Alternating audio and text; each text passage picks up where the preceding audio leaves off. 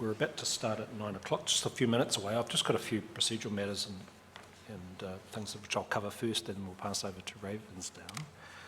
The first one is just in regards to a minute number 5. We made an opportunity for submitters in week 1 of the hearings to make further submissions on the addendum report, just because of the timing in terms of them receiving that Section 42A addendum report in the start of the hearing.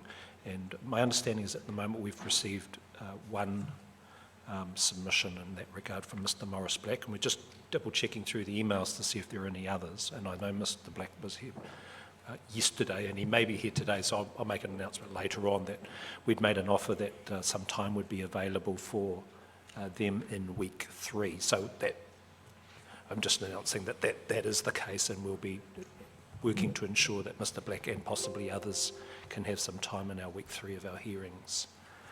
The second matter is an announcement I made yesterday, and that we'd received a memo from Hawke's Bay Regional Council. Now, I have to just double check in my mind which night it was, Wednesday night, in regards to Appendix 11. So that's a summary of some of the science in regards to groundwater. They have made a number of changes to that appendix in terms of deletions and amendments, and the panel's been considering this yesterday, and we're looking to post that memo on the website together with a minute that I'm crafting today, allowing some time for people to make further submissions on matters that are particularly in regards to those matters that have been amended in that appendix. Now, it seems from on the face of it, there are large numbers of submitters who've relied on that appendix in terms of references to it, but people quite likely have read it, and it may have given them comfort or discomfort depending on where their submissions were. So we're going to allow some extra time for people to make submissions on those changes, as well as some hearing time, probably further hearing time other than what we've already scheduled. So just indicating that in a minute will be coming out with Nicola's leave later this evening. She's smiling at me, so yes. But we'll give you some time off at lunchtime. How's that? Thanks, Nicola. So there's just a couple of announcements I wanted to make. We've just reached 9 o'clock, and happy to hear from you. We've got your evidence in front of you. Some of our members are familiar with you, but I'm certainly not, so I'm happy for you to introduce yourselves. Something else.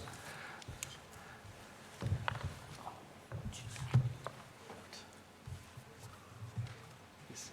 Oh, fantastic. Thank you. Thanks very much, Gail.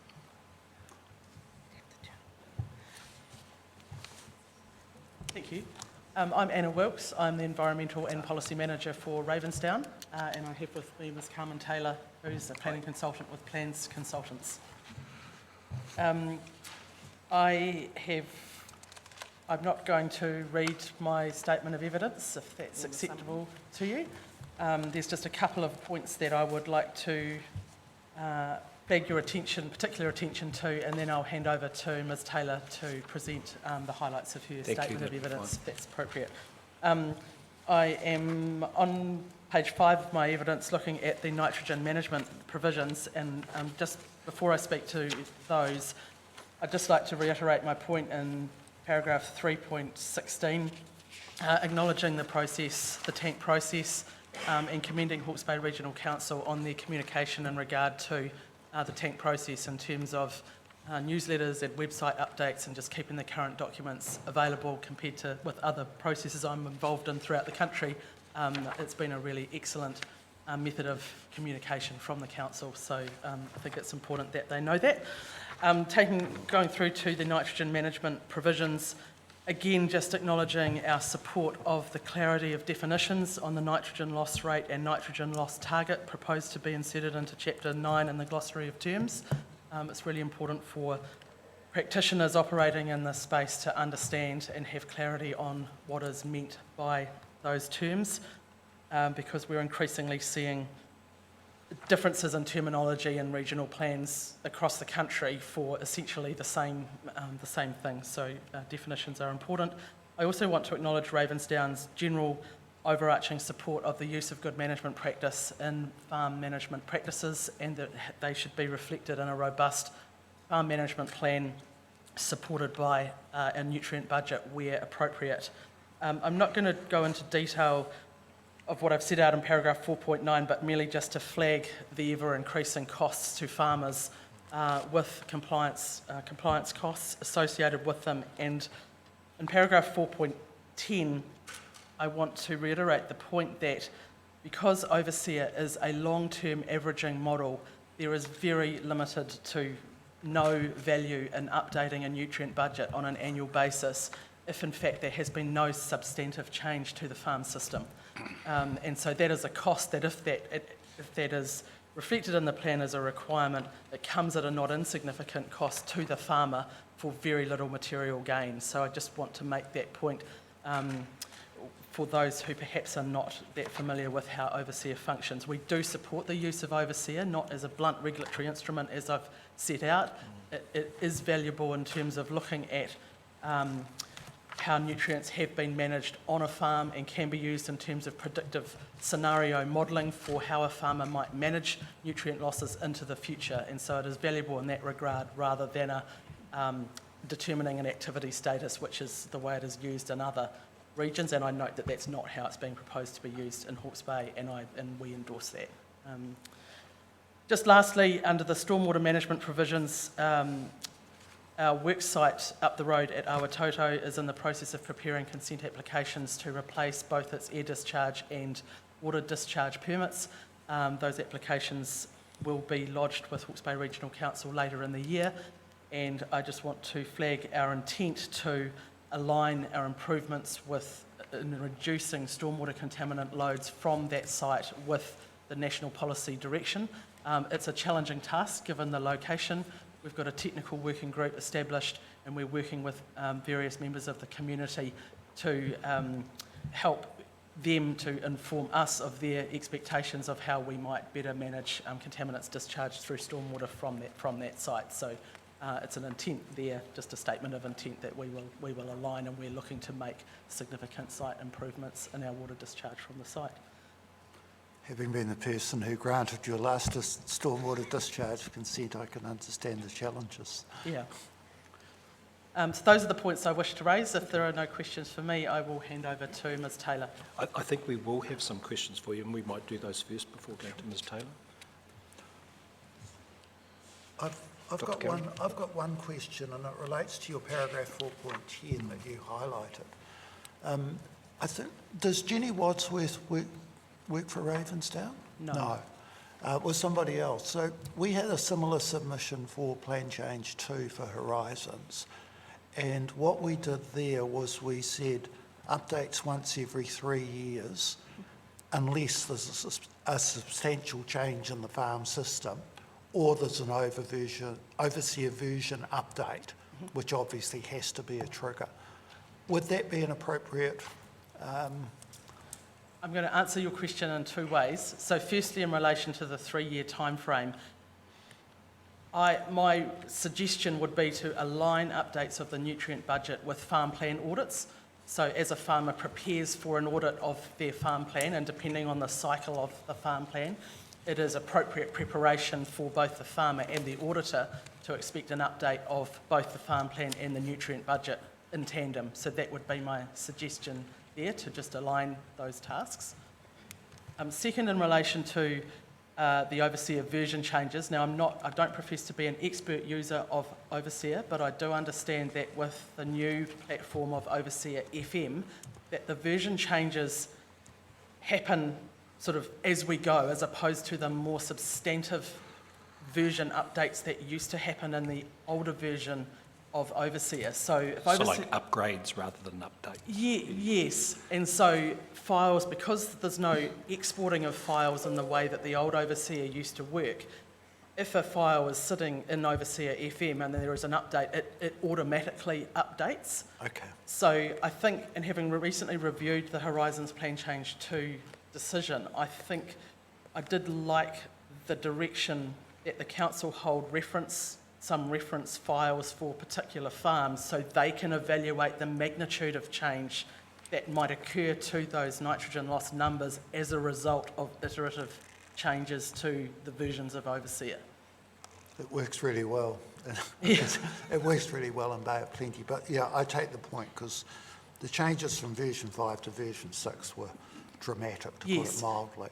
But you're right insofar that it's now just going to be a continuously iterative process rather than throw it all out. So very much take your point about that. Having said that, if there were substantive changes to the science in the Overseer engine, we could still see those larger incremental changes. So again, referring to the recent Horizons Plan Change 2 decision and Canterbury's Land and Water Plan Plan Change 5, to have an alternative consenting pathway in situations where there is a table of Overseer nitrogen loss numbers sort of directing methods of land management or dictating activity statuses, to always have an alternative gateway, if you like, for both council and farmers to traverse should some disruption to Overseer, rather than having a plan sort of fall over on the basis of the numbers in the table. Well, I think those numbers, correct me if I'm wrong, somebody, but those numbers were in original Plan Change 9 but have been taken out. Yes. So there are no hard numbers in No, there any longer. and we're supportive of that approach for the reasons that we're discussing here. Okay, thank you very much. I had some similar questions around Overseer. I think you've addressed them all. But just in terms of, well, we've had a few landowners who've grizzled a bit about the pricing or the price hike of Overseer in terms of its licensing. How does the licensing structure work? Is it an annual? Yes, it is an annual fee, and it's currently around $400, including GST, and so that's another reason for not requiring those annual updates to the nutrient budget for little material value to anybody, be it farmer or regulator, because in order to do those updates, the farmer has to pay the subscription fee. And in fact, I look after our team of environmental consultants, and they spend not an inconsiderable amount of time persuading farmers of the merit to pay the subscription fee before we can do the work. They don't have to pay it like every year, or is it Yes. just the year that they want to do the? Just the year they need to do the analysis. So on, say, a 3-year cycle, they would only be needing to access, if that is the only purpose for them using Overseer, then they would only need to pay that licensing fee when the work needs to be done, not annually.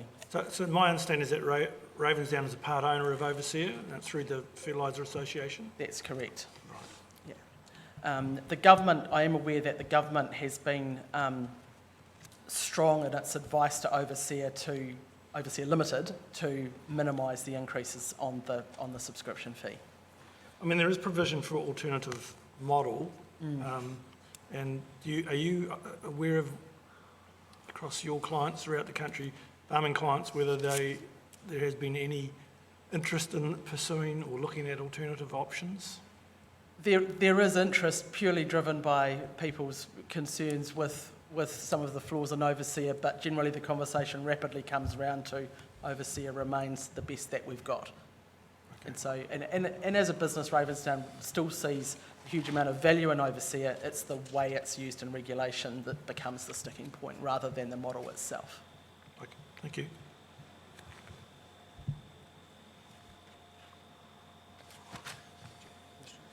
One point perhaps just to add on Overseer before we leave that is it also has the ability to generate greenhouse gas reports, and as we've seen with the recent the drive towards farmers also needing a greenhouse gas number for their farming operations, that can also be generated through Overseer with relative ease. And it's likely to be one of the models of choice, even though there are a number of models that can generate greenhouse gas numbers to be used for farming systems. I just had a question at 4.9. It's more of a clarification. You've got a number of those different costs there, and I'm just trying to work out in my head what's the timing of those costs, because I'm assuming some of them will be sequential, but others will be dependent on other things. We found it difficult to navigate the timeframes proposed in Plan Change 9, hence the reason for not setting out whether they would come as a bulk. So that's why I set out the costs as sort of separate line items. So obviously, if one requires a farm environment plan and a nutrient budget, that can come at a sort of $3,000 to $4,000 cost with a consenting fee in addition if a consent is required. And then the costs diminish somewhat after that, and it becomes an update of the farm environment plan and an update of the nutrient budget in line with an audit cycle if there is an audit, beyond that time. So it's that initial upfront cost is the big cost, particularly preparing baseline, that initial nitrogen loss rate, if there hasn't been one generated for a farm before. That is a not insignificant piece of work to gather the information and model the farm in a correct manner. Thank you. To see if we've got any other questions. I will carry on, Ms Taylor. Thank you. I have one correction to make to my evidence. Sure. Paragraph 6.8 on page 20, 6.8b. 6.8, page 20, 6.8b, yes? Yep. Fourth line down, it should be inconsistent, not consistent. It does not mean that groundwater can be allocated in a manner that is inconsistent with higher order planning documents.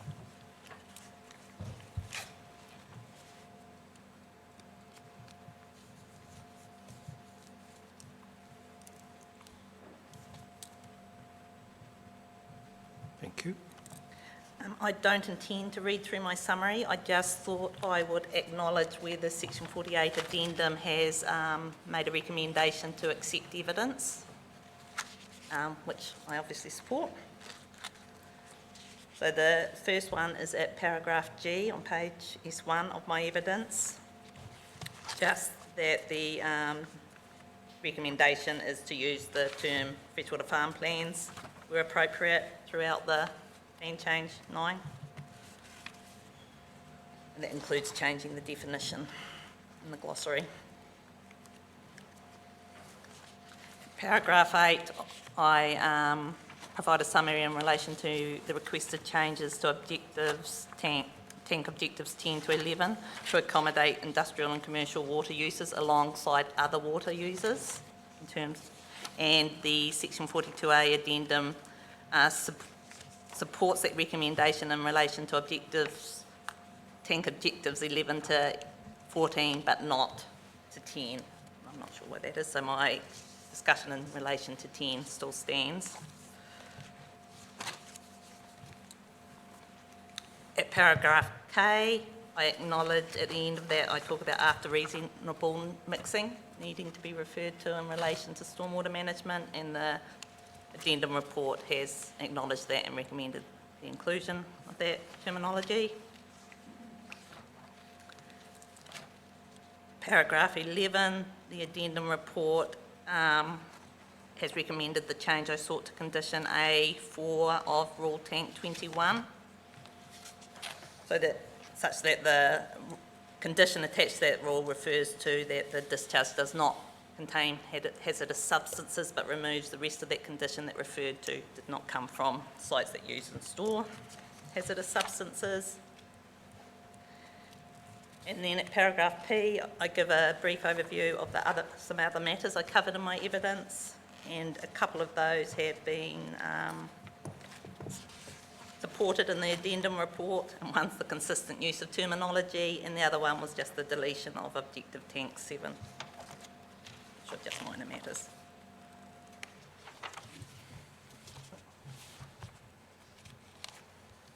Thank you. See if we've got any questions.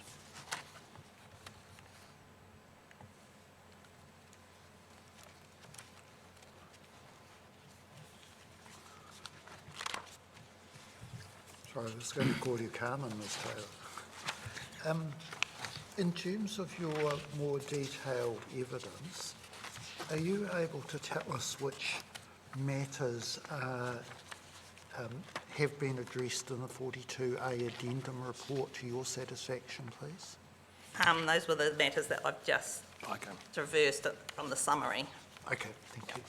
So it's those ones that you're, and all the others remain live issues? Please. Correct. Thank you.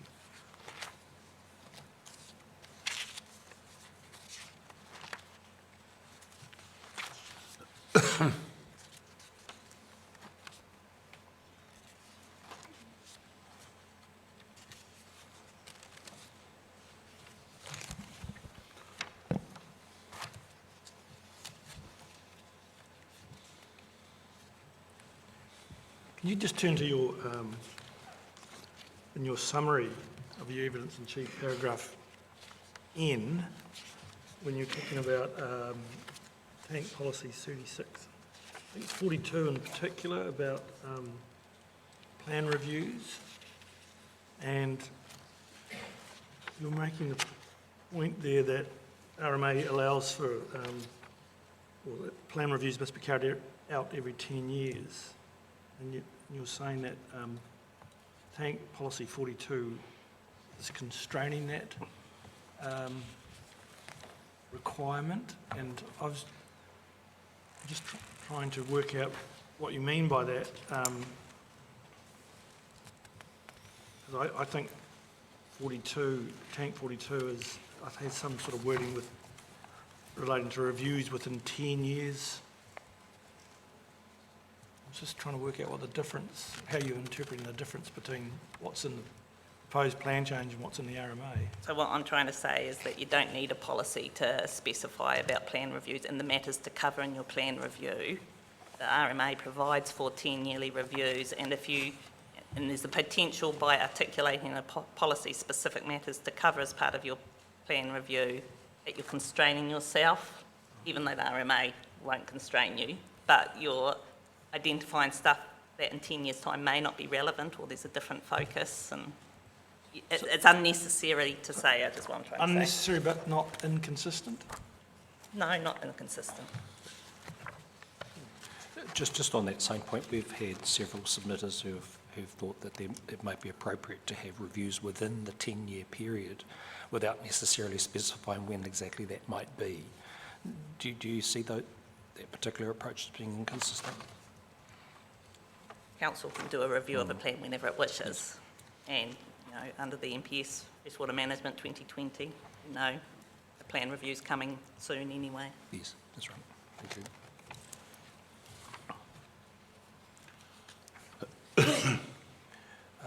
This is picked up in your section H on page, it says 52, but it's the summary. It's an S. Yes. It's supposed to. That's okay. It was helpful having it at the start.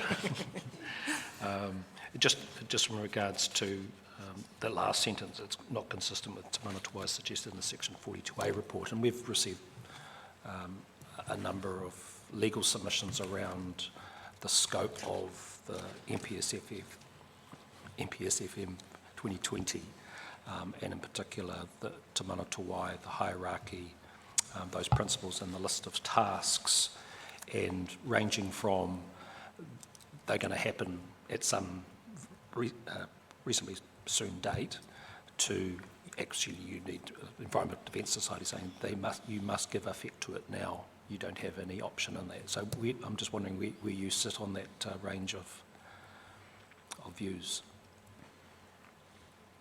I consider that you have to, where you can, give effect to Te Manawatū, and I think that Plan Change 9 is endeavouring to do that, and those objectives I refer to do have that hierarchy in there. There may be change in the future through the future plan change in the Freshwater Management Unit process, or the National Objectives Framework, that may refine and add to that, but some of the objectives and policies in the MPS 2020 have effect now. Thank you.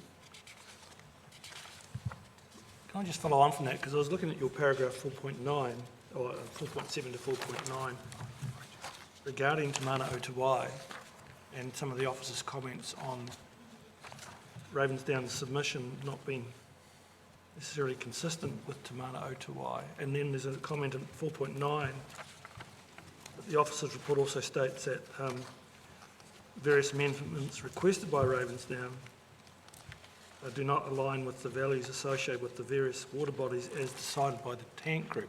And I'm curious to know how familiar you are with the tank group process and whether you consider that process, or how well aligned was that in relation to Te Manawatū?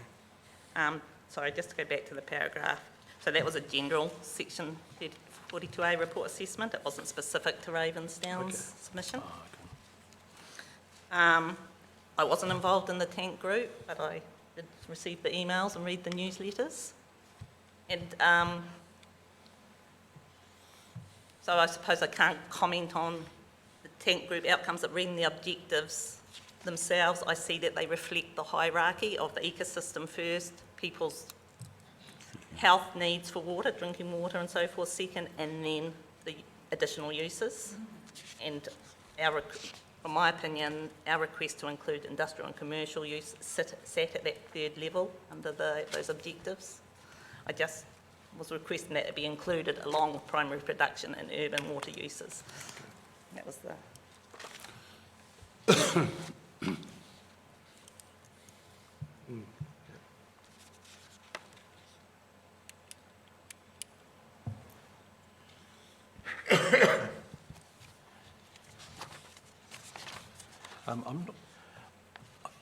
I didn't catch all of those matters which you raised, which you thought were being covered adequately by the addendum report, and I'll just check if my other panel members caught them, but I wouldn't mind you going back to those, just so I've got those right. Okay. I'm not getting any disagreement from the panel, so I might just get you to go back to those. I thought I was at a certain page which you referenced, and then we were talking about the addendum report, so I missed most of that. So I was just doing it at the summary level. Yes, So appendix, paragraph G, yes, which you probably got, which was the use of freshwater farm plan terminology. yes. Paragraph H. So my requested amendments to tank objectives 11 to 12. The addendum report recommended but did not recommend my tank objective 10 change. Okay. Thank you. Paragraph K. That last sentence about making sure that the standards and guidelines for stormwater management applied after reasonable mixing has been recommended to accept. Paragraph L, everything except for that first sentence. So in relation to the controlled activity, tank rule 21, okay with that.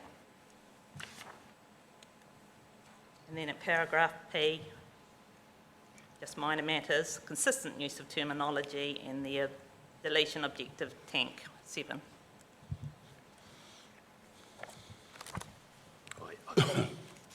I got that one, I'd caught up then. Okay, sorry. That's good, yeah, that's okay. It's good to do this now rather than, I was just thinking about now, how am I going to do this? I'm going to go through all the video, that's tedious. We'll just see if there's any more questions. Yeah. Would you agree that for a layperson like myself, wouldn't be unreasonable for me to assume that others in the same business that you're in, which is the fertilizer business, not to put too fine a point on it, would have some fairly common things or things in common that would apply in situations like this? In other words, I'd look at the fertilizer industry and say, well, I could ask all of you the one question and I might actually get the same answer, or at least a version. And the reason I ask this is that I'm curious about how the fertilizer industry deals with one of the key components of this plan change proposal, which is te mana o te wai.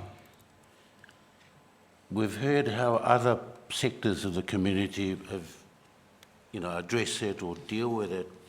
I've yet to see anything from the fertilizer industry that might give me a sense of how fertilizers or the fertilizing industry views the whole mana o te wai thing, but more importantly, how they intend to deal with it.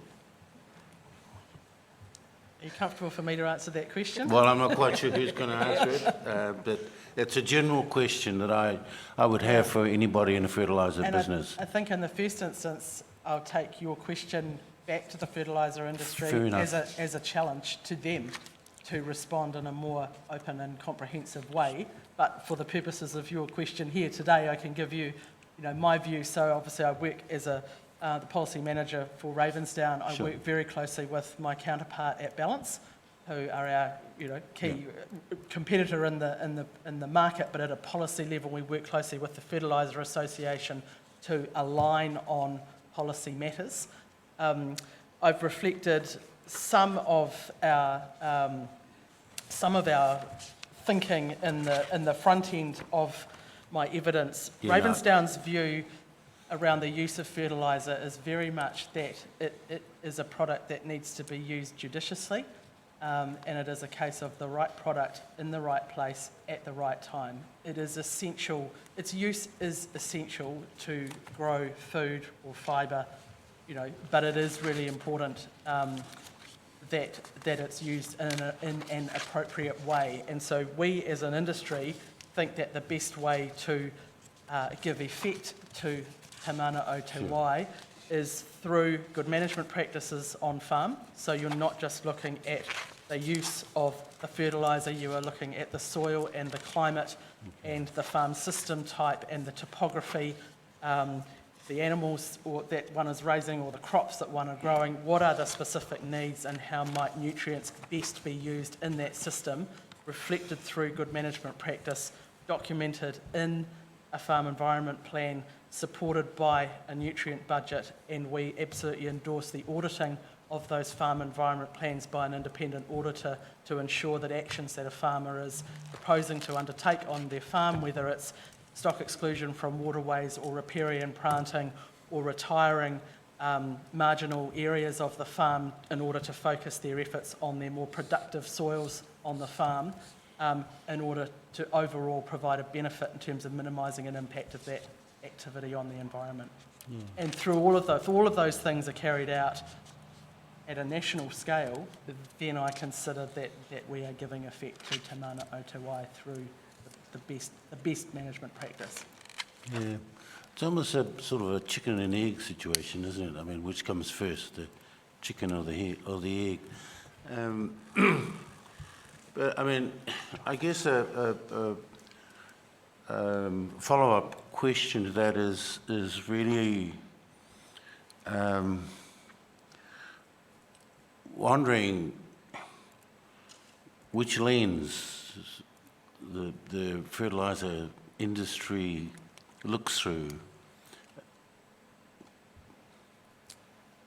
I'd say it's multiple lenses. So the group that I sit in within Ravensdown's business is also the group that undertakes an annual spend of $5 million on scientific research into technologies that can improve, to give you an example, the placement of fertiliser. And so some of the precision that is now being technology that's being put into top dressing aircraft, which rather than the old days where we think of top dressing as the pilot flies over and pulls the lever and the hopper opens and you kind of hope like hell it lands in the right place, is now all driven by GPS down to a really fine level. So the map is preloaded in the plane, the flaps can open and shut multiple times sort of on a seconds basis, and the pilot simply flies the plane to the map. So it results in an increased safety for the pilot, but the precision in terms of placement of that product is vastly improved. And so all of those incremental things, the same with the soil analysis. So the laboratory that we have adjacent to the works here in Napier processes over 1 million soil samples a year. And those soil samples are analysed to determine what the nutrient status is, and that informs the fertiliser plan that is recommended for the farmer. Farmers, as we all know, don't like spending money if they don't have to, so they don't want to be buying more fertiliser than they really need. So in terms of whether they're growing pasture or whether they're growing crops, those fertiliser plans can be tailored according to that soil analysis which is done during the winter. That informs the plan for the spring, and the products are planned and applied in accordance with those plans. So all those little pieces of the puzzle. We've also got highly developed mapping software, so that fertiliser that's spread by truck, again, the map is loaded into the spreader, and we can generate maps that show exactly where that fertiliser has been spread on the farm, what product. We've got the new fertiliser cap limit that has come through the new National Environmental Standard. That same mapping software has that limit preloaded, and our farmers have said to us, we don't want to know when we've hit the 190, we want to know when we're at 150 so that we know how much we've got left and how we can best manage that. So that's our shareholders asking for that technology to be built into the systems that we already have. So I hope that's just given you a flavour Yeah, it of does, the yeah. pieces of the puzzle, that it's not just about getting out there and throwing the fertiliser onto the land. Yeah, well, I mean, we're all going through new conversations, aren't we? I mean, today's conversation will be different from tomorrow's one. Yeah. And I guess my keen interest is the Māori-related conversation that's had around this whole plan change, whether it's fertilisers or whatever. The other aspect is our own operations. So even though we're a farmer-owned cooperative, our support doesn't just extend to those technologies for our shareholders and the farming activities that they undertake. We're having to look really closely at we've got 3 manufacturing sites, a number of quarries and 40 bulk stores throughout the country. And we're looking to make, again, significant investment at those sites, primarily on the stormwater front. Because unlike traditional industrial sites, nutrients aren't a typical stormwater contaminant. It's oils and hydrocarbons and metals. But our key, from our sites, the key stormwater contaminant is nutrients. And traditional stormwater treatment infrastructure aren't always that great. They weren't designed to treat nutrients, at scale. So we're looking at all aspects of the site operations to try and minimise the nutrients that get to the stormwater in the first place in order to have better environmental outcomes when that stormwater discharges from our site. Moving operations, completely indoors. Some of our older sites may have previously had loading of fertiliser that occurred outside, even though the product was occurred inside. All of our upgraded sites, all activities occur indoors to try and minimise that tracking of product outside. I mean, that's an example, I guess, a case in hand, because, you refer to the fact that you're having conversations now with the community around the stormwater issue. When you mentioned that, my mind immediately switched to, are you talking to local iwi? Yes, we are. Yeah. We are. Our local people, I'm based in Christchurch, so I'm not personally involved in those conversations, but our local staff here, they are talking to local iwi. And do you have any sense of how those conversations are going, or what the key bits of those The conversations that I'm aware of at the moment, constructive. All right. Constructive. So they're going as well as we would expect them to be going. And it's going to be ongoing. It's not just we've got a consent to get, we need to have the conversation now. There's an ongoing engagement that needs to occur. Good. Thank you very much. Yeah. You've got one supplementary question? Can I just take you to your paragraph 5.5, please? Ms Taylor? I was going to say.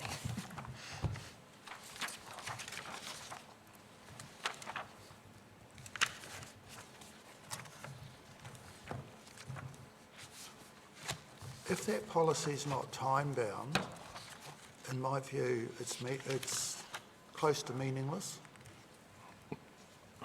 Are you talking about the 1 January 2025 Correct. timeframe Yep. for stormwater management? So if there are no dates in there, then what happens? Well, you've got to take it in the context of what the policy actually says. Yep. And a lot of it is tied up in terms of the improvements required through consent processes. It talks about review of consents and so forth. So are all the existing consents going to be called in before that date with the requirement for significant improvement? That's not what it's saying. It's saying requiring through consent conditions. It's not saying requiring through consent conditions and consent reviews. Yeah, I suppose my reading of it is that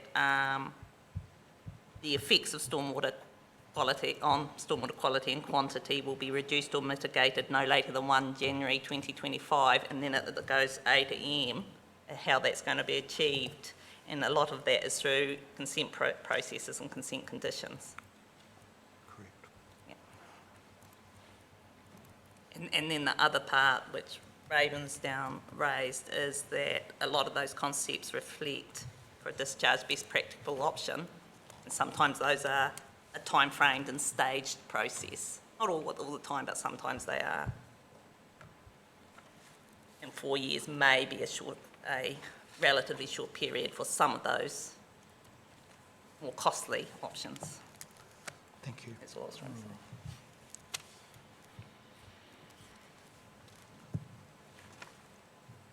Doesn't look like we have any further questions. Thank you very much for coming up. Thank you. Thank you.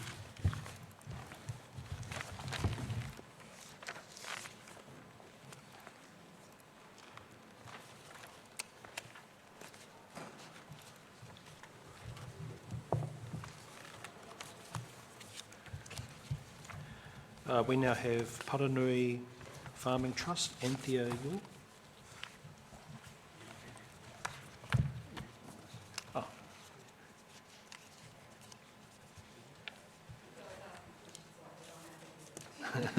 Welcome.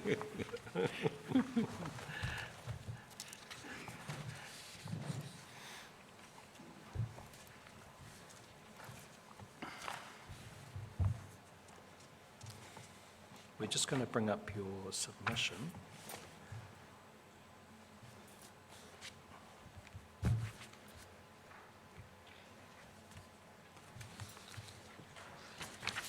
Certainly one of our roles that we're tasked with is to make sure that submitters feel comfortable and certainly not intimidated. So please don't feel intimidated by us. I do.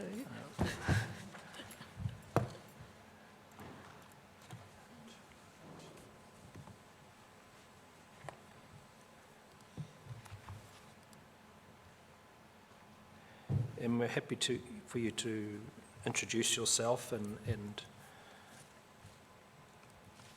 Okay, well, I've never done anything like this before, so I am quite nervous. perhaps we'll Yeah. start with names. Yeah, and I will tell us a add- little bit about your farm I will. and what you're I'll doing. read my way through it, and and I'd just like to say at the start that I've had help with this from a neighbour and a good friend who used to work at the regional council. So I'd like to acknowledge her help with this. Helen. Okay. My name is Anthea Yule, and I'm a trustee of the Paranui Farming Trust. I'm authorised to speak on behalf of the trust. Paranui Farming Trust leases land from the Yule Family Trust and operates a sheep, beef and forestry business. I grew up on a mixed cropping farm in South Canterbury and moved to Hawke's Bay in 1987. I am 56 years old and have 4 adult children. I've been managing the farming operation since 2004. I have a Bachelor of Education and a teaching diploma. I was a teacher in a previous life. Located in the Otamari district, half an hour inland from Hastings, the farm has a combined area of 512 hectares. The introduction of irrigation on 78 hectares of land close to the Narrora River 7 years ago intensified the system. We breed, finish and trade and aim to winter between 6,000 and 6,500 stock units.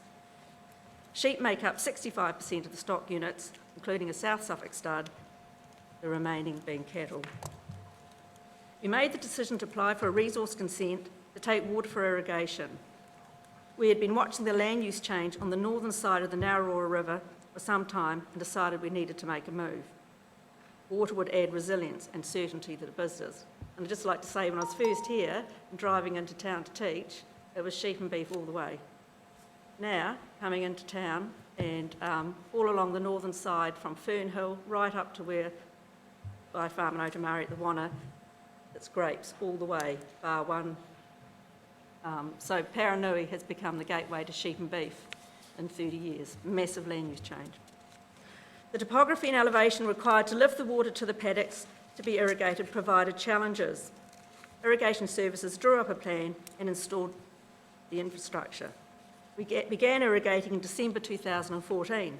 The development and infrastructure cost $502,082, and those figures are taken off financial accounts, off the depreciation schedule. That's what they... The Paranui Farming Trust has made significant changes to its farming operation due to the investment in irrigation. A bigger tractor, seed drill, and spray unit were required to optimise planting times and make the most of the water. This equipment cost $157,571. The total investment needed bank approval and takes years to pay back.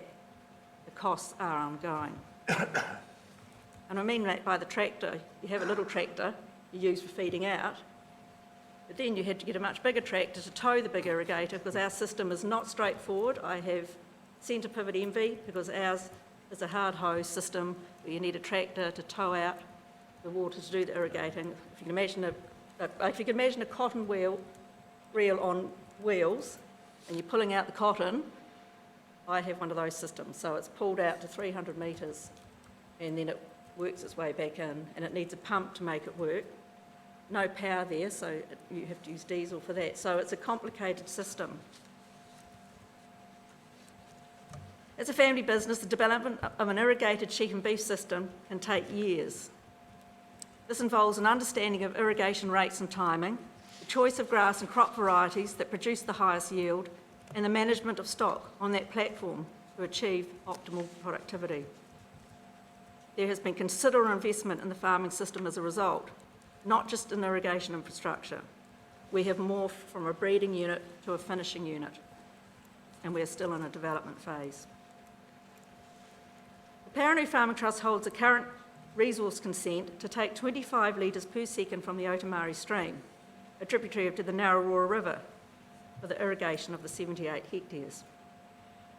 The consent allows 60,480 cubic metres of water per month and 780 cubic metres within a 12-month period.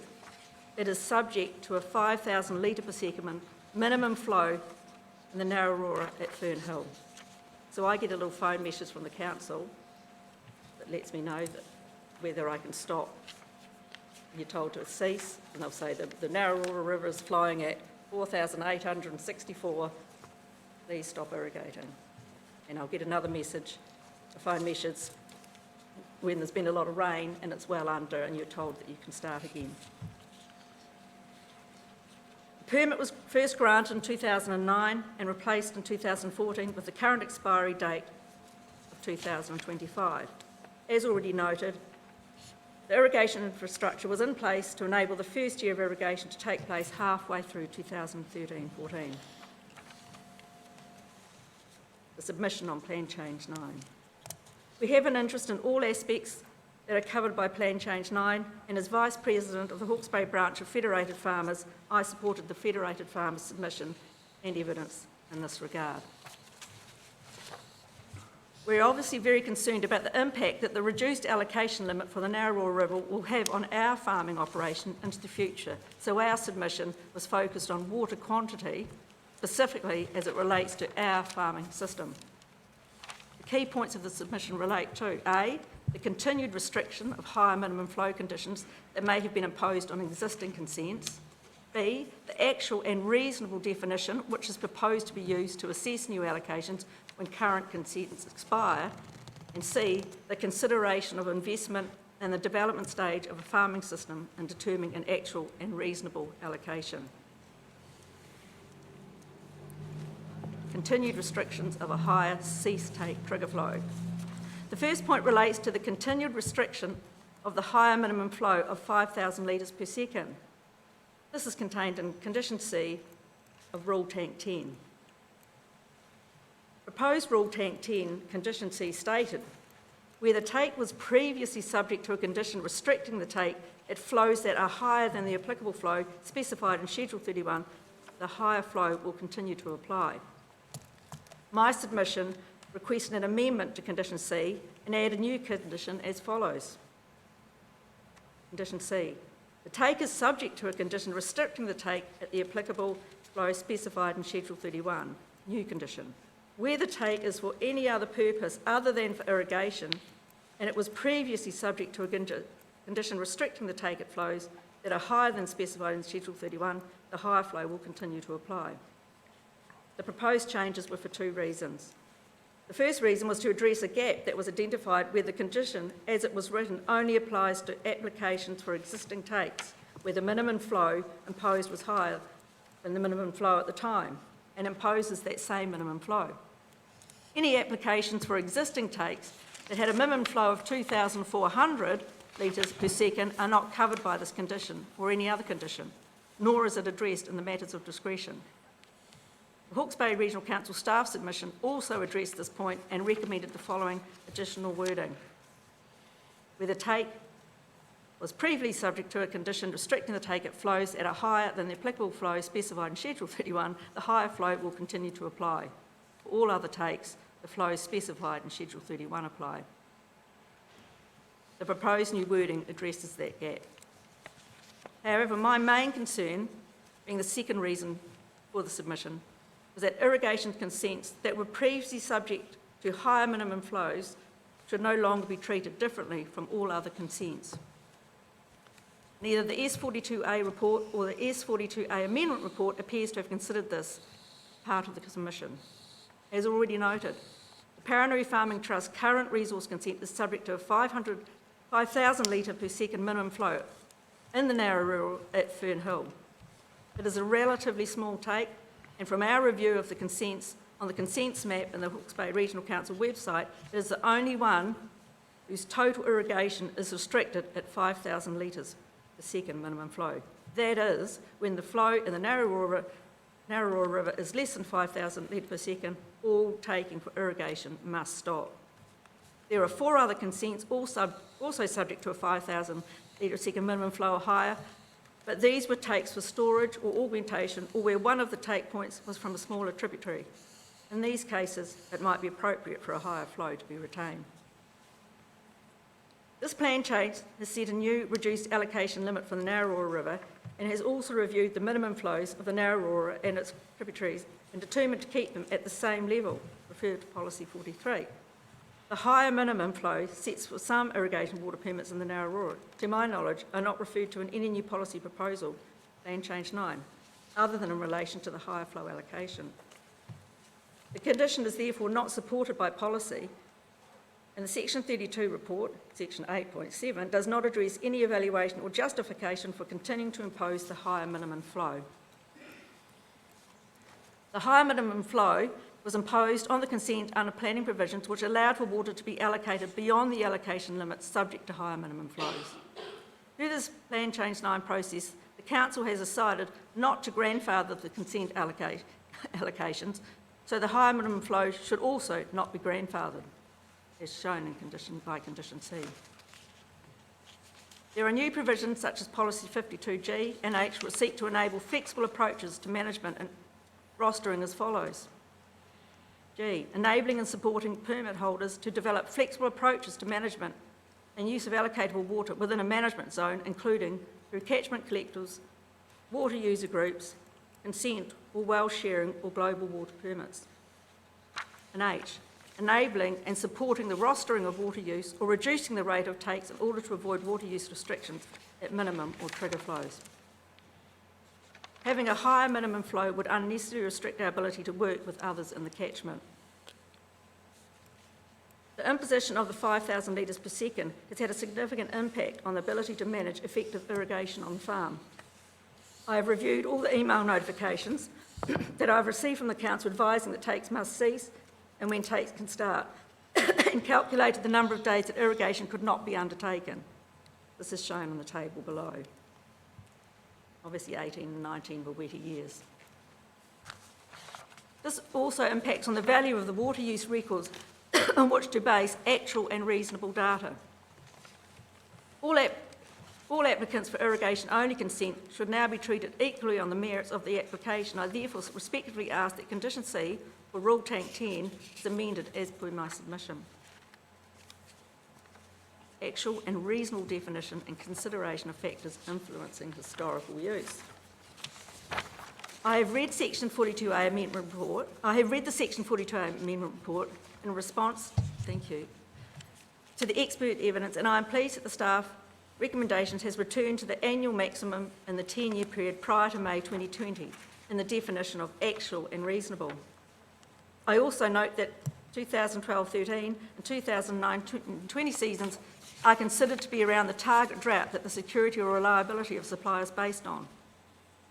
The implications that water use records for these years should be representative of actual and reasonable need for the targeted reliability of supply.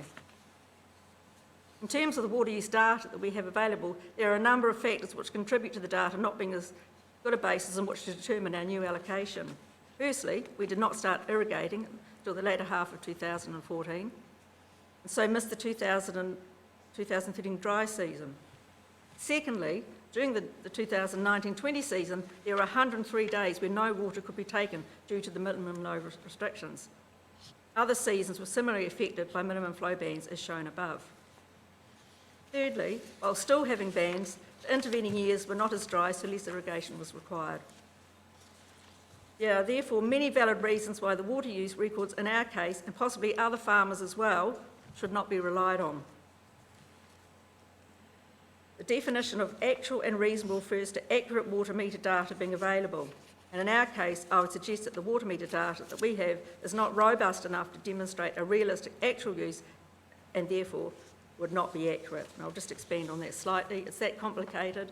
Live out of range, so your cell phones don't work. Kids used to hate it when they were teenagers. So I have to send a message from down by the stream up to the top of the hill that sends a message to council and to Harvest Tech and the Wairarapa. So it's complicated. So my system is really complicated. And if a sheep's chewed a cable, that's also not ideal. But to get really accurate data sometimes, yeah.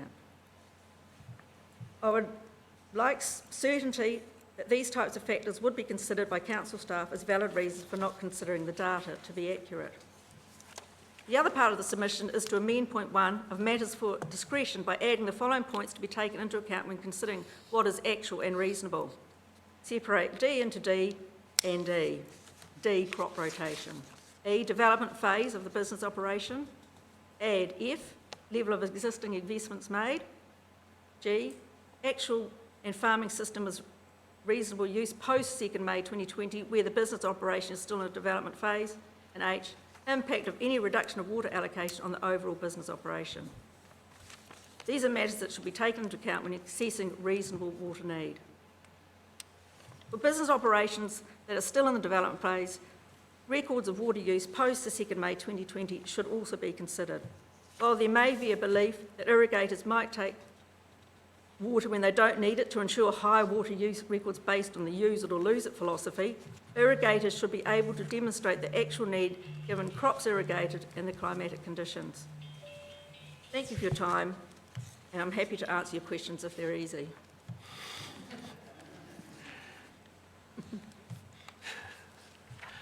That's an invitation to ask hard questions. Yeah, I know. You do know that. Okay. Just as the first question, I'm just wanting to get a better understanding of the farm. You said in the submission it said 78 hectares is consented for irrigation, but it's Yeah, so I've actually got part of 500 hectare two property. properties on the road. So Paranui is the main property, and there's another one. There's about a k and a half between the two properties. Okay. So we irrigate on the river level. Right, well, it's about 25 hectares on river level, and then I have to pump the water up to the flatter, easier country. Yeah. So it's not. It is a really complex, complicated system, but it was the only way I could get the water on there. And there's sheep and beef over the majority of the properties?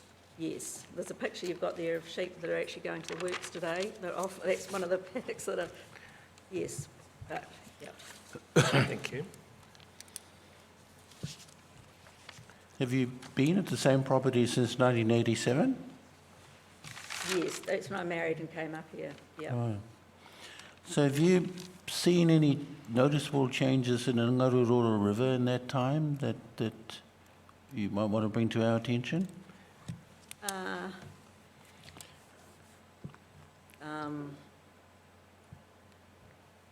You know, there's been droughts for years, and there's been times when stock, not our stock, anybody's stock would drift right across from our side to the other side. So that's gone on ever since I've been there, Oh, wow. and it still does.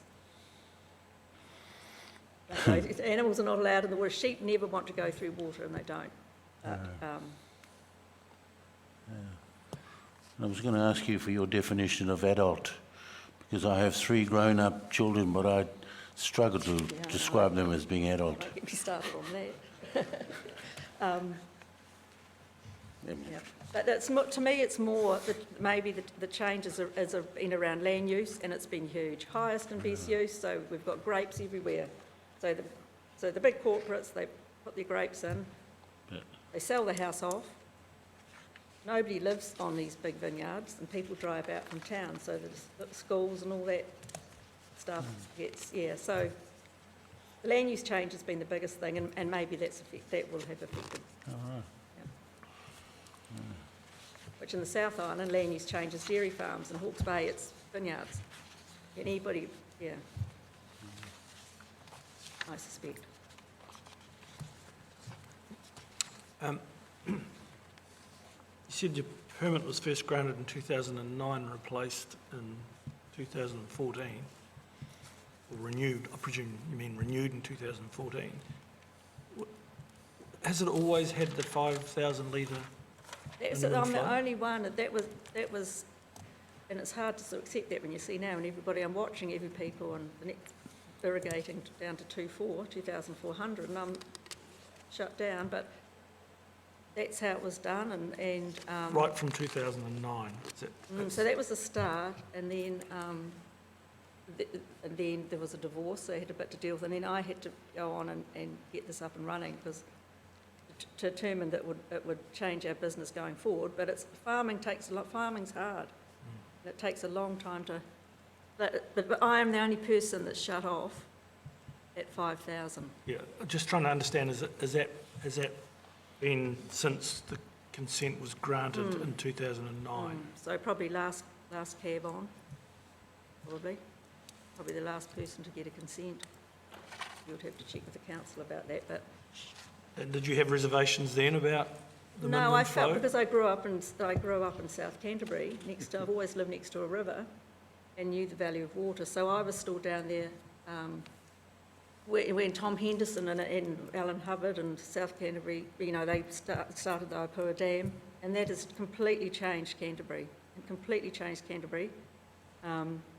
So I knew the value of water. But there's a compromise to be had. Some of those stock banks got pretty high, and look what's happened in South Canterbury in the last, the floods down there. I mean, all the old timers always knew where the water went, and the water goes under the ground, and it's sort of like that a bit here. So I really value water probably more than people that I've farmed with in the district, because I hadn't grown up seeing those more integrated systems.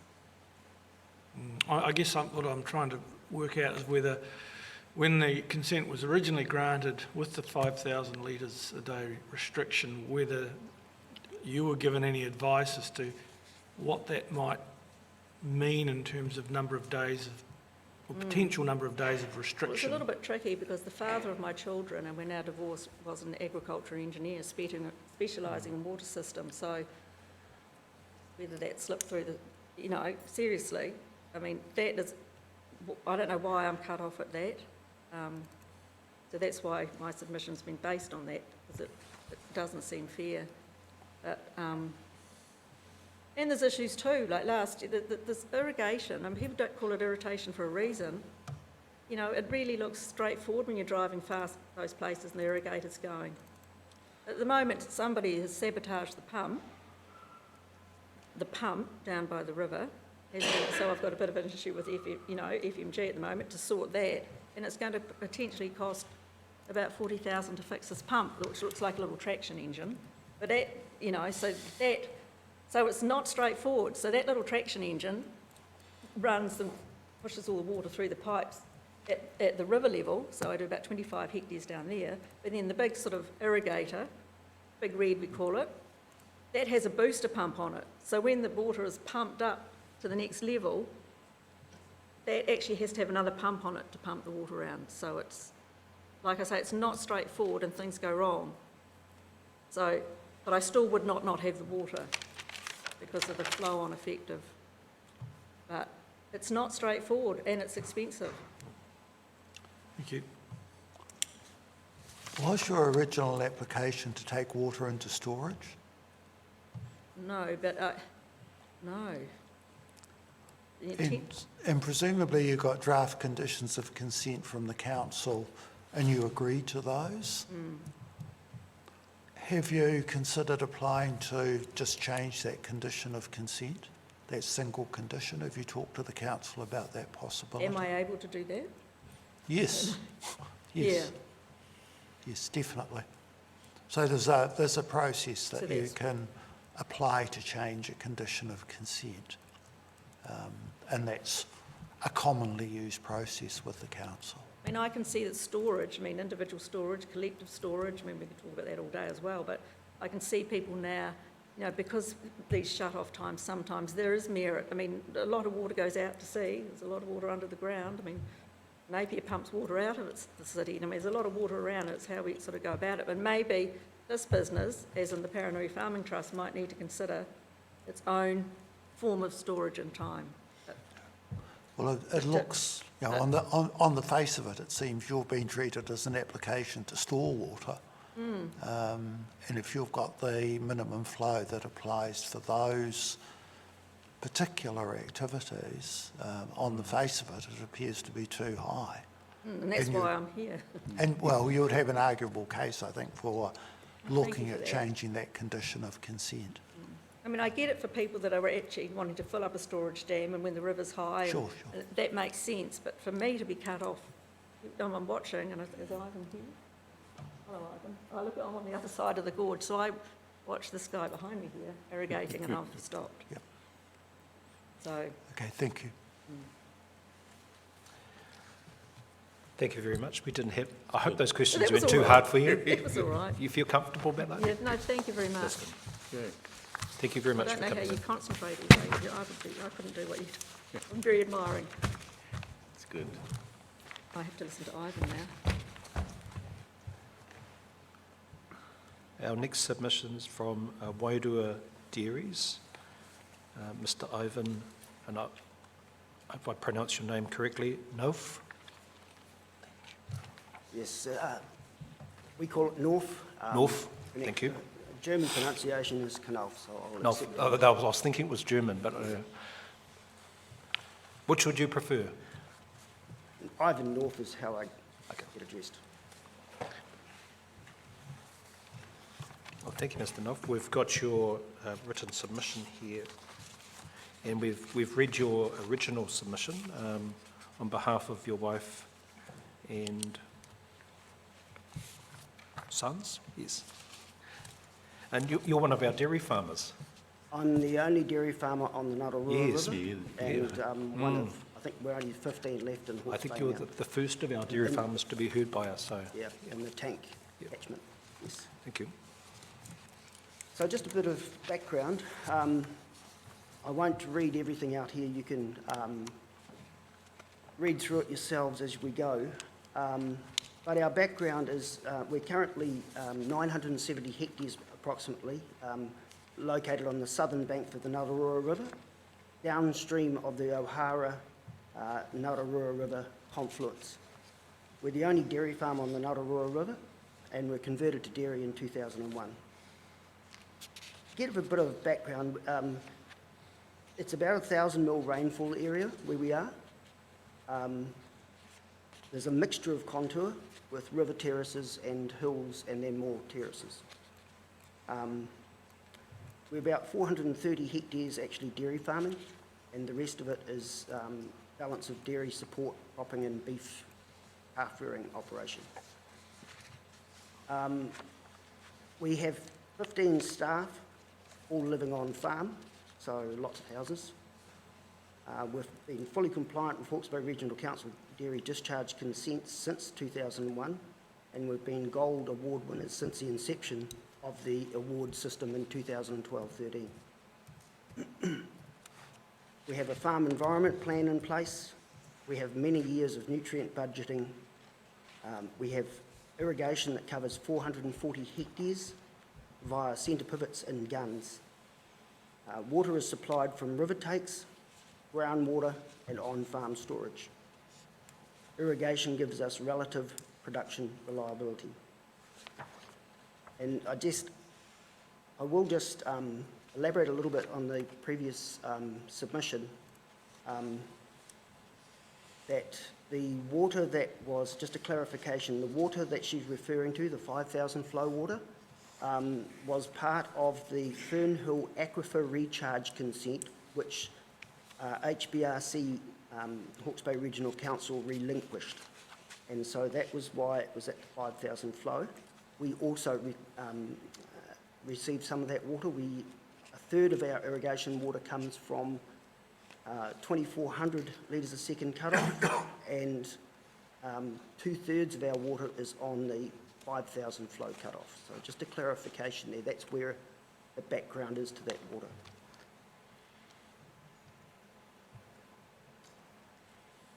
Tank collaborative process. I was involved with the collaborative process right from the start. It was not a perfect model, but contrary to some of the submissions I've seen, I believe the process delivered a representative plan change, including a wide range of views from the catchment community. I urge the hearing committee members to heed the recommendations of the collaborative process as they consider submissions. Just on that point, we've heard a range of views in regards to the collaborative process. Most of them have been very positive, but there's always a but, that they have the collaborative process, but our particular activities are special and our particular circumstances are different to everybody else's. So yeah, that's the interesting part for us as the panel is the but after the but.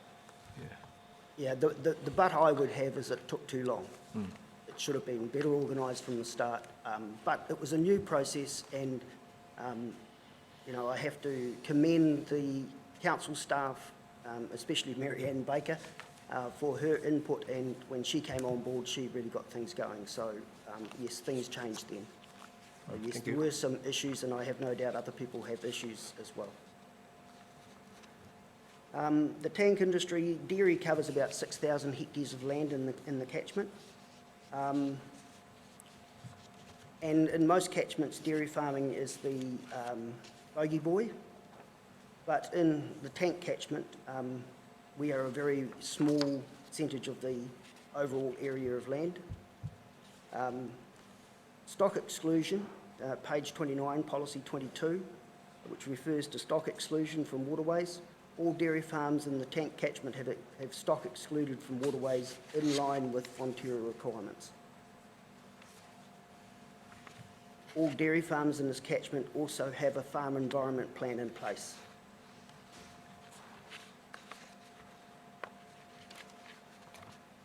And I'll just move down now to page 28, surface water low flow management on page 2. Policies, surface water. 43A. We agree with the recommendation to maintain the existing low flows for the Ngātaroa and its tributaries, but I would like to put some reality or some facts in here about what it's like being an irrigator. During the 2012-13 drought, and again in 2019-20, the 2,400 low flow limit irrigation water was shut down for in excess of 50 days. In fact, last year it was over 70 days. The ryegrass plant shuts down in 21 days, causing significant crop and grass production losses.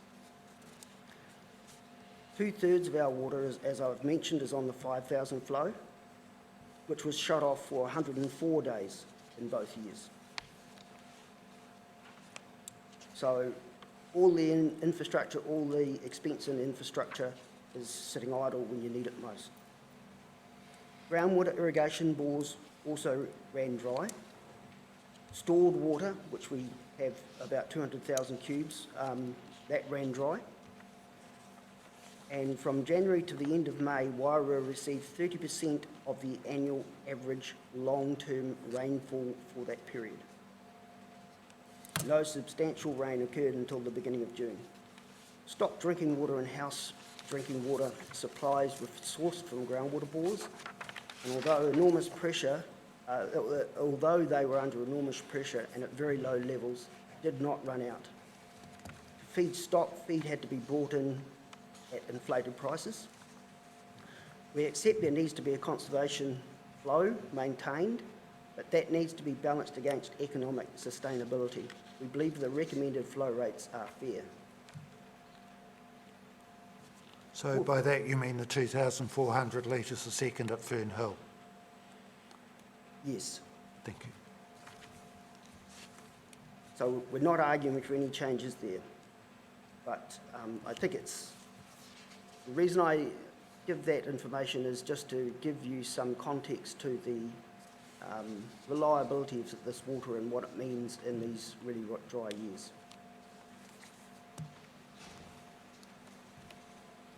Page 30, water allocation, permit duration. Paragraph G. It states that irrigation water consent duration should be 15 years.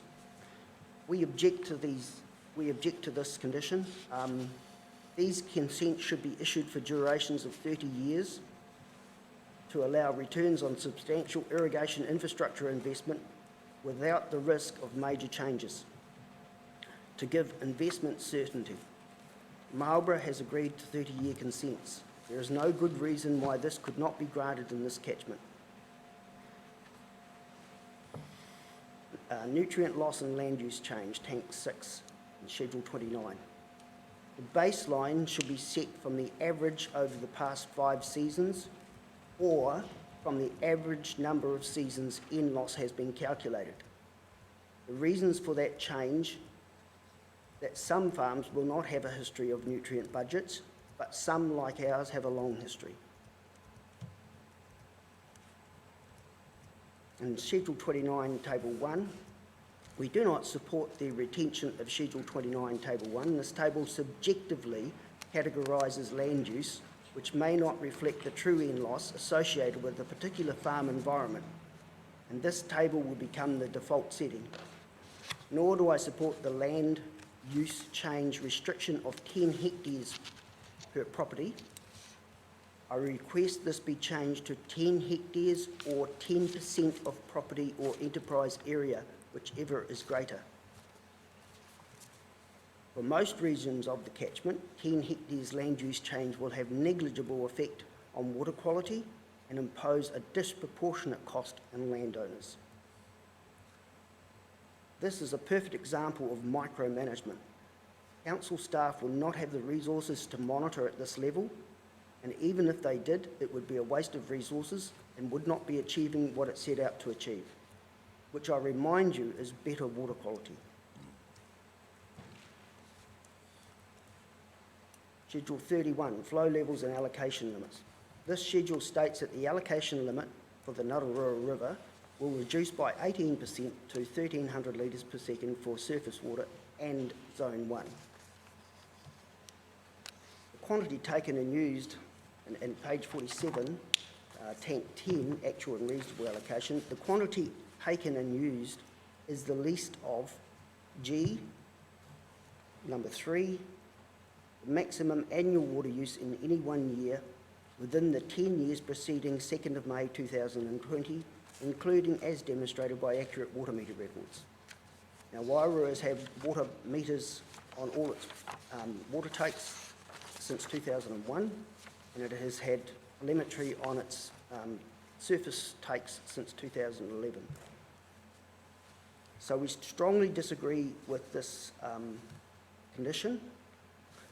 This penalises those who have made significant financial commitment to develop land and build infrastructure on a long time frame. These are the sorts of rules that destroy confidence in the business community and lead to economic stagnation. If this rule was imposed as is, our suggestion for compensation for those who have committed to a long-term development is for them to be granted or offered as compensation an equivalent quantity of high flow allocation water. Page 29, Policy 47, Application Efficiency and Distribution Uniformity. I support the recommendation that a definition that aligns most closely to the Irrigation New Zealand definition is included. And I just think that tank needs to relate to the rest of the irrigation community and to have its settings set similar to other parts of the country to just be in alignment, so we're not reinventing the wheel.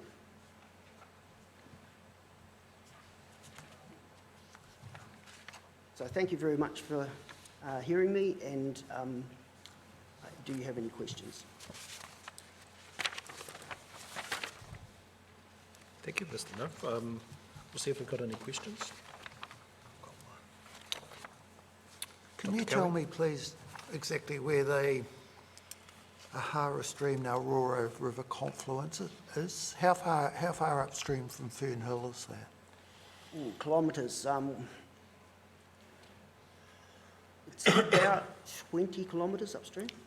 So it would be opposite Matapiro Road, the lower end of Matapiro Road on the other bank? Yes, it's across from Matapiro Road and also directly across from my neighbour who just presented. Yeah, so I'm directly across from the Ota Māori. Okay. Thank you. Yeah, the Ohara, there's been some, most of the locals call it the Ohara. During the tank process, it was called the Poperangi by the council staff, but I believe that's now been changed back to the Ohara again. So in terms of your storage take, what's the minimum flow on that? We've got storage take on the 2,400 as well as the 5,000, and we also have some high flow water over the 20,000 that we can store as well. So we've got a storage component on all our water takes. Thank you.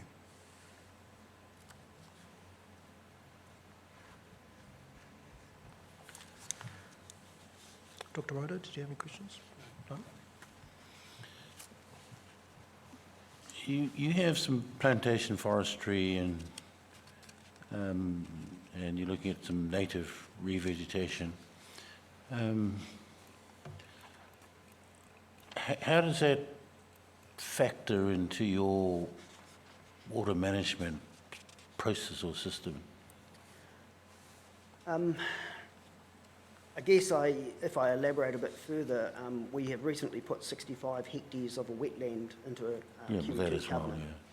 yeah. So we see that there's two aspects of it. One, I really enjoy we have falcon, we have Australasian bittern in that area, we have spotless crake, and we have other waterfowl that are very special. Yesterday we actually had some, sorry I don't have the Māori name, but white heron on our property. I really enjoy that. So from that side of it, I really enjoy it, but the other aspect for our farmers, I also recognise that any of those areas, whether it's native bush, whether it's forestry and also this wetland, also help to reduce the nutrients that might run off our property and into the waterways. And so and even our storage dams, we are putting in areas which will collect water, and so we collect the runoff water and then we spray it back onto the pasture so that it reduces the sediment runoff and it also reduces the nutrient runoff. Yeah. But also reduces your water requirement, doesn't it? I mean,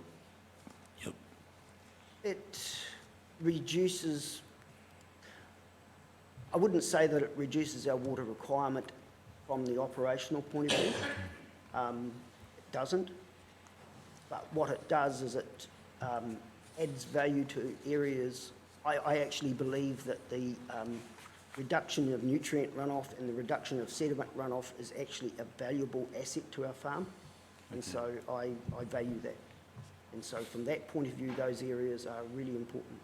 And I think they're important from a catchment perspective as well, in the wider catchment and the whole tank catchment. If we actually encourage riparian planting, encourage wetlands to be conserved, then we will actually end up with much better water quality and estuarine health.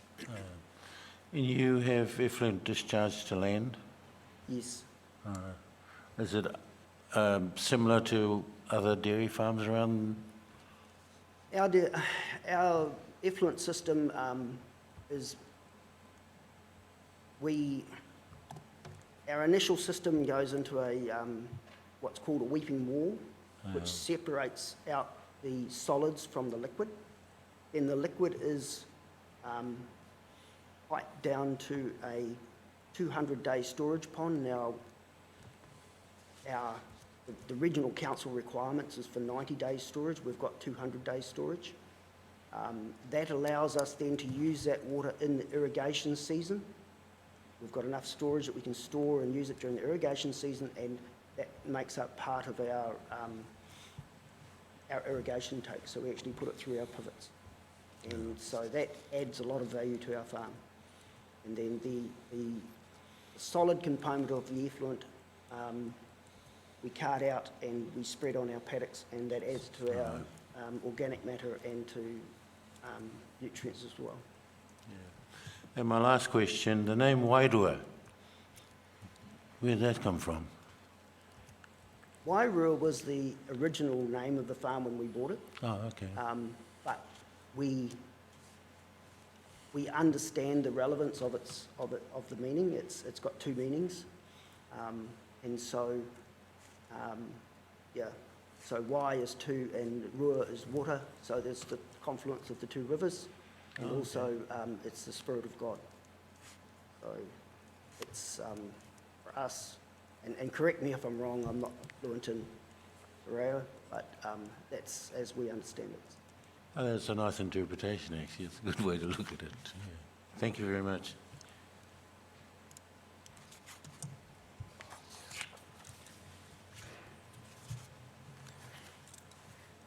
Thank you, Mr. Nuff. We don't have any further questions. Thank you very much. First dairy farmer to come and present to us. Yeah. So much appreciated. Thank you. No problem. Thank you very much.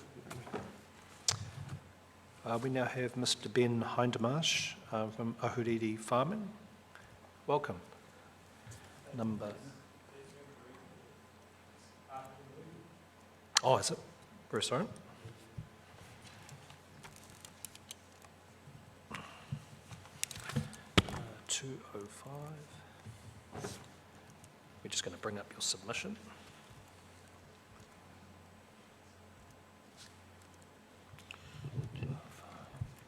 It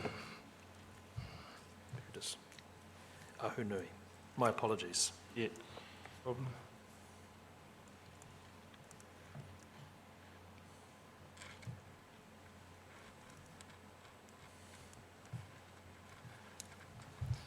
Thank you. As you've seen, is this cue for me to start? Yes, we're happy for you to present your submission in any way you see fit. We'll even take dancing and singing as if by chance you're going to do it that way. Yeah, so the structures, I'll just present the information, whether it's representing or more, and you guys will have a couple of questions afterward. Is that? Yeah, sure. Normally for submissions, if people haven't presented evidence, we're happy for them to talk to the main points they want to make, things they want us to particularly focus on, and then be open for questions. Yeah, okay, yeah. Well, it's something I'm hugely interested in, but yeah, that doesn't mean I have can put a huge amount of my time towards it, because obviously I'm trying to run a business. But yeah, in my submission I've got two main points, and the first one was around, I've got one which I'm more sort of interested in, but the first one I was just flicked through and I noticed that the ability of the Hawke's Bay Regional Council to give iwi the right to water or new water storage projects, which I was sort of quite taken aback at what that actually meant, because to me that sounded quite significant.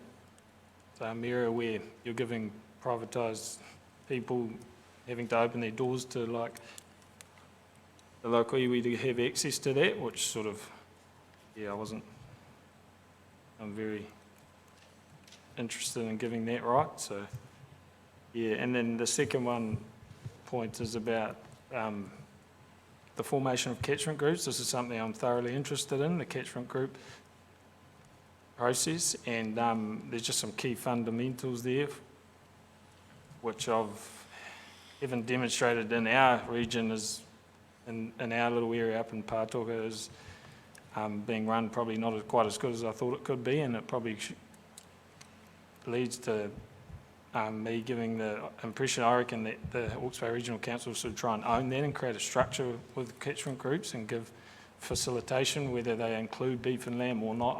I'm not too worried about that, but I think the key area of success in the catchment groups is where you take control and you make sure you give the power to the farmers and growers or stakeholders, rather than giving the power to some facilitator who's there for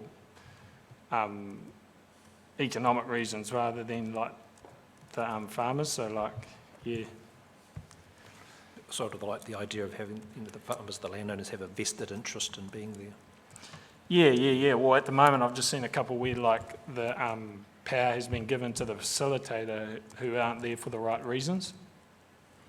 So they take control and they lead it, and it's sort of, yeah, that's where they've sort of misled a lot of the people up here, and I think it's just key to make sure the power's in first of all, your hands, and then working with the farmers rather than having someone in there who's got a vested interest in their own business and keeping the person there. The person's got to be right to lead, and that's probably a struggle with staffing these days, is finding the right people, because you'd probably put them on your erosion control plan or something, but like, yeah, the person is the key. And You've mentioned in your submission that you thought that there potentially could be a place for a peak organisation. You've identified beef and lamb, but it could be, one of those major peak organisations could take a role in the formation, potentially. Is that what you're saying? Yeah. So in the long term, maybe that might be a bit of a push because of resources, but yeah, maybe giving the local beef and lamb rep or help to formate the catchment group. Yeah, so like between that, a lead farmer and growing a young person in the role may be the key to getting the right outcomes. Yeah. I think, without asking, I'm sure all the panel would agree getting the right people at the right place at the right time are the magic ingredients to getting success. Yeah, because there are some great models out there that have come up with some awesome outcomes, most definitely, and yeah, it'd be good to try and emulate that across the region, and then each catchment group lead has a relative, each catchment lead consistent across each catchment group, and they've got clear guidelines that the farmers can follow. So then if the farmers talk to their friend in another catchment, it's not a case of the different facilitators having different directions, because obviously but then again our catchment has a different purpose to the tuki, whereas where sediment is our nitrogen issues. So. Okay. With your leave, I'll see if there's any questions we have from any of the panel members. Can you tell us a bit about your farm, please? I know broadly where it is, but are you farming dry stock? Have you got any irrigation? Are you a dairy farmer? Are you a mix? Yeah, so at the moment I'm a full bull finishing techno system, or using techno principles, and it's at the end of Hurangi Road. I fit into like a little sort of back corner of Hawke's Bay, I believe, which is in between sort of the Tiri o Kura and down towards Pātoka, and it's got beautiful aesthetic areas in amongst the Mangoni River, which winds its way up through between me and a large forest company, and so I'm sort of use sort of semi-regenerative principles, but also use sound science-based principles to create an all-grass bull finishing system, which I try and be as efficient as I can be in terms of using the grass and minimal inputs to create a sustainable business that, that can have a bit of growth, but also look after a bit of the whenua,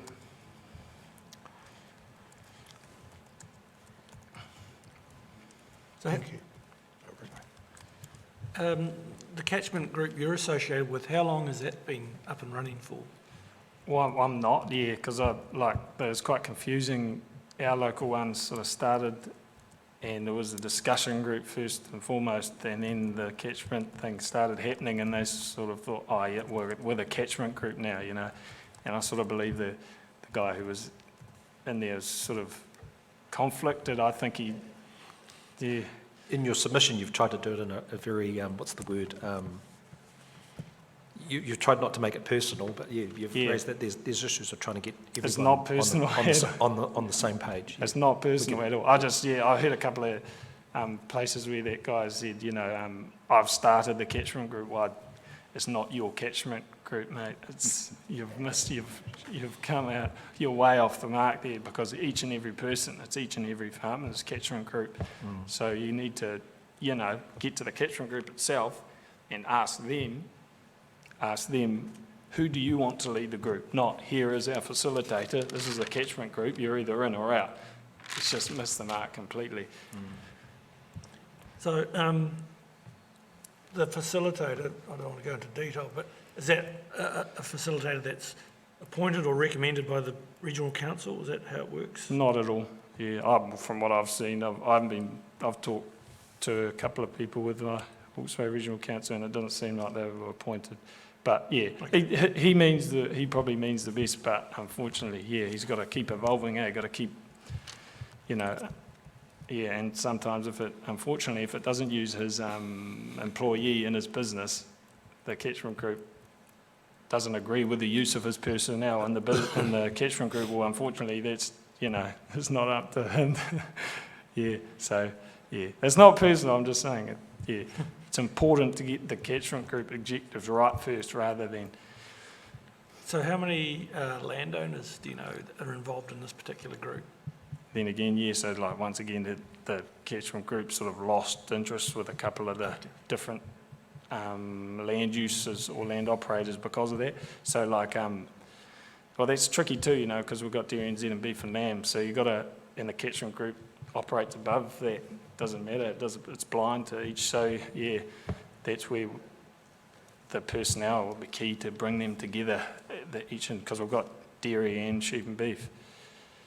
So, and we've got organics, and we've staunch organics, and we've got staunch conventional. So it is tricky. It is, you know. And once again, the catchment group operates above that. It doesn't matter who or what your principles are.